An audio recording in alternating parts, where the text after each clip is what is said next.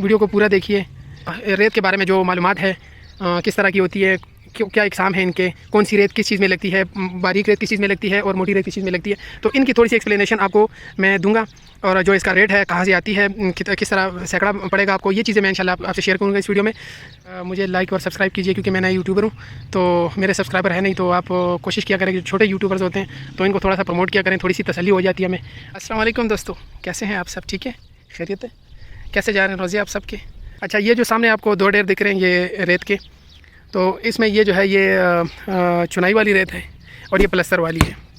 पीछे वो जो है वो भी चुनाई वाली है। अब ये दोनों देख लें, नज़र से आपको पहचाना नहीं जाएगा, तो उसको मैं थोड़ा सा नज़दीक करके आपको थोड़ा सा एक्सप्लेन कर देता हूँ।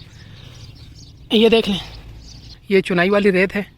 तो ये देखें, इसके ज़रात थोड़े से बड़े हैं। ये अगर मेरा कैमरा आपको दिखा सके, ये देखें, इसमें ये डेले शेले आ जाते हैं। ठीक है, ये जो डेले वगैरह होते हैं ना, ये तो इसका कोई मसला नहीं होता, ये चुनाई में यूज़ हो सकता है। इसका कोई इतना ज़्यादा, क्योंकि चुनाई में फिनिशिंग नहीं होती, हमारी फिनिशिंग हमारी होती है प्लस्तर में। ठीक है, ये देखें डेले शेले जो आ जाते हैं ना, तो इसमें जो टूट सकते हैं वो डेले, अब कोई इसमें मतलब डेले टूट सकते हैं, तो कोई जो नहीं टूट सकते तो वो साइड पे बंदा कर सकता है। ठीक है, अब आते हैं जी ये प्लस्तर वाली जो रेत है, ये देख रहे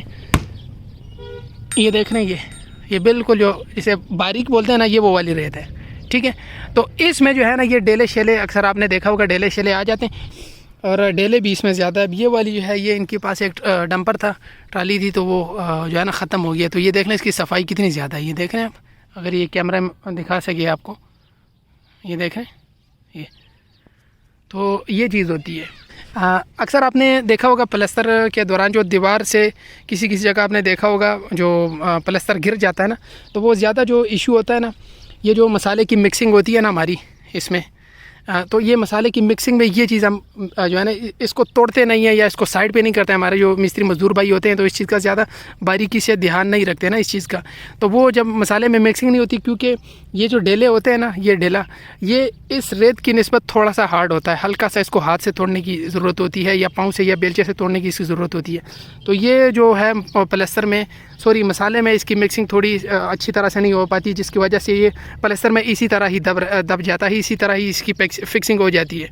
तो फिर जब इसको कुछ अर्सा गुजरता है तो ये फिर दीवार से गिरना शुरू हो जाता है। तो इस चीज़ का थोड़ा सा ध्यान रखें। ये छोटी मोटी टिप्स हैं दोस्तों, इससे फिर मुश्किलात का जो सामना होता है वो नहीं करना पड़ता आपको। इसमें फिर प्लस्तर उसमें पेंट में भी कोई इशू नहीं आता और मजबूती भी में भी कोई इशू नहीं आता। चलूँ, अक्सर दोस्त इस बारे में पूछते रहते हैं कि प्लस्तर की रेत है, ये चुनाई में इस्तेमाल हो सकती है या बाकी अदर्स काम में इस्तेमाल हो सकती है। कहने का मकसद ये है कि इन रेतों का इस्तेमाल किस किस जगह पे मुमकिन है। तो इसका भाई कोई इशू नहीं होता, थोड़ा सा रेट का इसका मसला होता है। तो रेत इसका जो सैकड़े के हिसाब से, ये जो प्लस्तर का जो रेत होता है, ये तकरीबन सैकड़े के हिसाब से 1000 रुपये 1200 रुपये तकरीबन महंगा होता है ना। तो इस वजह से बाकी इस्तेमाल में इसका कोई मसला नहीं होता। वो जो चुनाई की जो रेत होती है, इससे अगर आप प्लस्तर करना चाहें तो प्लस्तर में फिर मसला ये आता है कि ये थोड़ी सी मोटी होती है, तो फिर इसकी फिनिशिंग उस हिसाब से अच्छी नहीं आती, जिसकी वजह से पेंटर्स को भी काफ़ी नुकसान, मतलब काफ़ी मेहनत करनी पड़ती है। जो कारीगर होते हैं उनको भी काफ़ी मेहनत करनी पड़ती है इस बारे में। तो और ये जो प्लस्तर की होती है थोड़ी सी बारीक होती है, थोड़ी नहीं काफ़ी बारीक होती है ये वाली, ये देख रहे हैं, ये काफ़ी बारीक होती है ये वाली रेत। तो इससे फिनिशिंग काफ़ी अच्छी निकलती है दीवार की प्लस्तर के दौरान, जिसकी वजह से पेंट भी आपका अच्छा हो सकता है, मतलब पेंट में भी हमवारी आ जाती है और फिनिशिंग आसानी से हो सकती है। और चुनाई का जो रेत होता है भाई, ये किसी चीज़ में भी आप इस्तेमाल कर सकते हैं, कंक्रीट में, चुनाई में, और इसका प्लस्तर वगैरह हर चीज़ में इस्तेमाल कर सकते हैं। और जिस तरह ये प्लस्तर का जो रेत होता है, ये अभी आप किसी चीज़ में भी इस्तेमाल कर सकते हैं, लेकिन मसला ये है कि इसका रेट का थोड़ा सा फिर आपको कॉस्टली पड़ेगा ना ये वाला। तो ये प्लस्तर के लिए है और ये चुनाई और अदर काम के लिए होता है।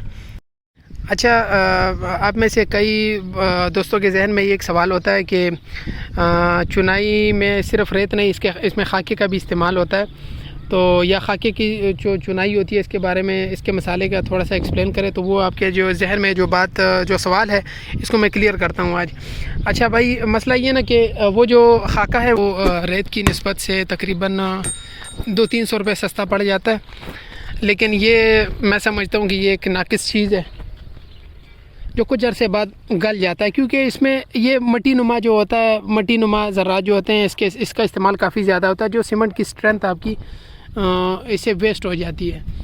तो इस चीज़ का इस्तेमाल एक दौर में होता था, जिसकी वजह से लोग बोलते थे कि भाई, अक्सर हमने भी इस्तेमाल किया इसको जगह जगह, जो आप समझे कि पूरी एक ट्राली के ऊपर 2 या 3 बोरियां सीमेंट की डाल के बस इसमें मसाला बना के और दीवार लगाना शुरू कर देते थे। तो कुछ अरसे बाद ये गल जाता है। ये एक फारिग चीज़ है, एक आर्जी काम अगर आप करा रहे हैं, कोई आर्जी कमरा, जिस तरह वो सामने ये FTA का एक कमरा बना हुआ है ना, ये वाला, तो इसमें आप इस्तेमाल कर सकते हैं इस चीज़ को। लेकिन एक परमानेंटली आप अगर एक मकान बना रहे हैं तो इस चीज़ में आप इस्तेमाल से गुरेज करें इसका भी रेट के बारे में थोड़ा सा डिस्कस करते हैं। ये जो चुनाई वाली रेत होती है, हमारी जो मोटी रेत होती है, जो लारनसपुर से आती है, जिसे लारनसपुर वाली रेत बोलते हैं, मोटी रेत, चुनाई वाली, जो बाकी कंक्रीट वगैरह अदर्स काम में भी आप इस्तेमाल कर सकते हैं, उसका जो है ना रेट तकरीबन, ये रावलपिंडी एरिया में आपको 3000 रुपये तकरीबन फ़ी सैकड़ा मिलेगा। और ये जो प्लस्तर की जो बारीक रेत होती है, जो गाज़ी से आती है, इसे गाज़ी वाली रेत बोलते हैं, तो ये आपको 4500 तकरीबन आपको मिलेगा इसका रेट फ़ी सैकड़ा। ये रावलपिंडी का मैं रेट बता रहा हूँ, तो हर जगह का अपना एक रेट फ़िक्स होता है।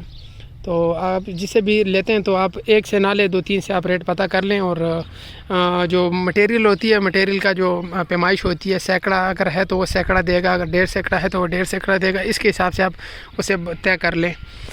रेत के बारे में जो मालूमात इंशाल्लाह जो मेरे से हो सका वो मैंने दिया आपको।